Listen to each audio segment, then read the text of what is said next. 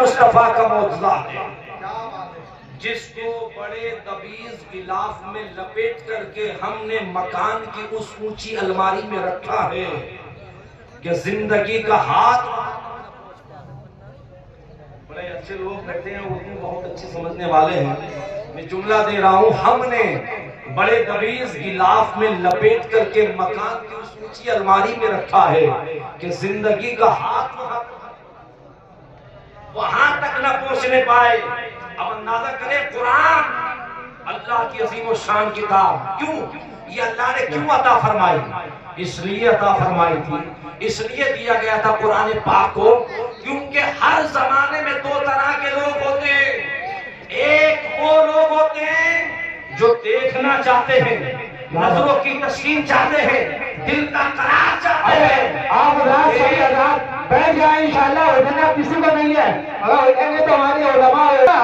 خواجہ کا احتساب، خواجہ کا احتساب، روک پڑ کر سنی مسلمان، خزانے دادا میاں حسین، نعرہ حیدری.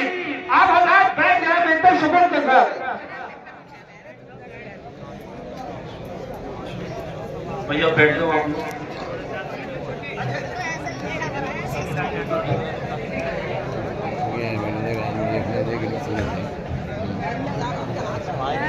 سنیے آپ لوگ، توجہ دیجیے گا. تو ہر دور میں دو طرح کے لوگ ہوتے ہیں. ایک طبقہ وہ ہوتا ہے جو پڑھنا چاہتا ہے، ایک طبقہ وہ ہوتا ہے جو ریسرچ کرنا چاہتا ہے، ایک طبقہ وہ ہوتا ہے جو تحقیق کرنا چاہتا ہے، ایک طبقہ وہ ہوتا ہے جو نظروں کا نظارہ چاہتا ہے، دل کی تسکین چاہتا ہے. اللہ نے اپنے نبیوں کو معجزات بھی دیے اور ساتھ میں پڑھنے میں کتابیں بھی عطا فرمائی. دلیل نبوت کے لیے تو ایک چیز کافی تھی، یا وہ کتاب دیتا یا معجزات دے دیتا. اس نے دو چیزیں کیوں عطا فرمائی؟ اس لیے عطا فرمائی تھی کہ کتاب ان کے لیے ہے جو پڑھنا چاہتے ہیں، معجزہ ان کے لیے جو دیکھنا چاہتے ہیں. اللہ نے اپنے نبی کے بعد یہ ذمہ داری دعوت کی دو طبقوں پر رکھی امت کے. ایک کا نام علماء ہے، ایک کا نام اولیاء ہے. پتہ یہ چلا کہ جو دیکھنا چاہے وہ حضرت شہید کی بارگاہ میں جائے، اور جو پڑھنا چاہے وہ کسی عالم ربانی. سبحان اللہ، زندہ باد، زندہ باد. پڑھنا چاہتا ہے، دیکھنا چاہتا ہے. کتاب دی گئی اور اس لیے دی گئی تھی کہ محبوب آپ کی امت میں مردوں میں کوئی مرد جاہل نہیں ہو، عورتوں میں کوئی عورت جاہلہ نہیں ہونا چاہیے. مصطفیٰ جان رحمت صلی امت کے مکی پر اللہ کے نبی پر جب قرآن کو نازل فرمایا گیا، قرآن کا نزول ہوا. یہ قرآن جس کی عظمتوں کا جواب نہیں، یہ قرآن جس کی بلندیوں کا جواب نہیں، وہ قرآن جس کے مقام کا جواب نہیں، جس کے مفاہیم و مطالب کا جواب نہیں.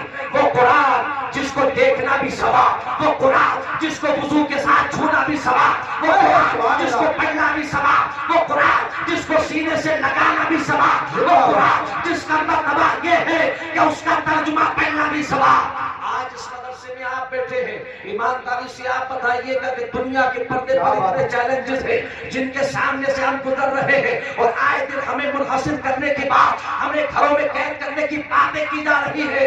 اگر آپ مجھ سے ان سارے طوفانوں کا جواب ایک جملے میں پوچھنا چاہے تو ایک جملے میں جواب یہ ہے کہ آج امت کی ذلت و پستی کا سبب کیا ہے، آج ہماری رسوائی کا سبب کیا ہے، آج ہمیں جو ہے کتوں کی طرح ذلیل کیا جاتا. اس کی وجہ کیا ہے؟ اس کی وجہ صرف یہ ہے کہ امت کا رشتہ قرآن پاک سے ٹوٹ گیا ہے، امت کا رشتہ قرآن سے کٹ گیا ہے. جب تک ہمارا رشتہ قرآن سے جڑا ہوا تھا تو کیسر و کسرا کے میناروں پر ہم نے اسلام کے جھنڈوں کو لہرا دیا تھا، بڑی بڑی فصیلوں پر ہم نے اسلام کے علم کو پالن کر دیا تھا.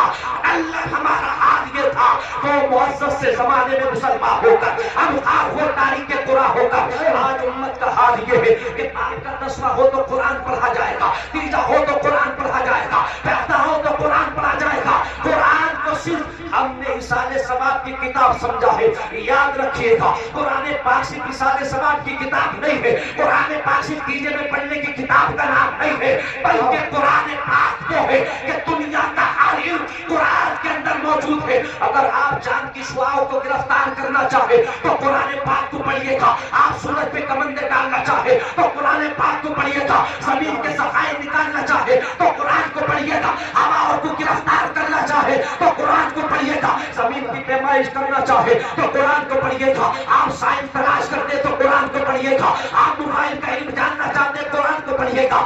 آپ آسمان کی بلندی کو دیکھنا چاہتے قرآن کو پڑھیے گا. یہ قرآن تم سے کہہ رہا ہے افلا تعقلون, تم عقل سے کیوں نہیں کام لیتے؟ افلا تشہدون, تم مشاہدے سے کیوں کام نہیں لیتے؟ افلا تعلمون, تم علم سے کیوں نہیں کام لیتے؟ یہ قرآن تم کو جھنجھوڑ کر کہتا ہے قرآن پڑھو, قرآن پڑھو, قرآن پڑھو. صرف 30 میں نہیں, 40 میں نہیں, بلکہ قرآن کہتا ہے بیان لکل شیء, ہم نے ہر چیز کا بیان رکھا ہے. دیکھنے کے لیے نظر ہو. اے ہواؤ بتاؤ تمہارا ذکر قرآن میں ہے کہ نہیں؟ اے فضاؤ بتاؤ تمہارا ذکر قرآن میں ہے کہ نہیں؟ اے سمندر کے کھانے بتاؤ تمہارا ذکر قرآن میں ہے کہ نہیں؟ ہر چیز قرآن میں ہے. تم تحقیق کرو گے, ریسرچ کرو گے, آگے بڑھتے جاؤ گے. یہ قرآن ہی ہے. آج مسلم قوم قرآن کو اتنا نہیں پڑھ رہی ہے جتنا یورپ میں قرآن کو پڑھا جاتا ہے, امریکہ کی زمین پر قرآن کو پڑھا جاتا ہے. وہ قرآن پڑھ کر کے ایٹمی طاقتیں بناتے ہیں. وہ قرآن پڑھ کر کے چاند پہ جانے کا روٹ میپ تیار کرتے ہیں. وہ چاند قرآن کو پڑھنے کے بعد مریخ پہ جانے کی باتیں کرتے ہیں. وہ قرآن کو پڑھنے کے بعد عطارد پہ جانے کی باتیں کرتے ہیں. وہ قرآن کو پڑھنے کے بعد شمس جیسے گھوڑے پر جانے کی باتیں کرتے ہیں. کیوں کرتے ہیں؟ اس لیے قرآن کو انہوں نے پڑھا ہے. قرآن کو ہم سے زیادہ پڑھ رہے ہیں. ہم صرف اشارے سے بات کے لیے, وہ تحقیق کے لیے پڑھتے ہیں. اس لیے قرآن کا اعلان ہے. اللہ تعالیٰ نے اس عظیم و شان کتاب کو نازل فرمایا اور جس دن سے مصطفیٰ پر نازل ہوئی آج تک منوعن ایسی ہی ہے اور قیامت کی صبح تک ویسی رہے گی. قرآن کا جواب نہ کل تھا, نہ قرآن کا جواب آج ہے, نہ قیامت کی صبح تک کوئی قرآن کا جواب لا سکتا ہے.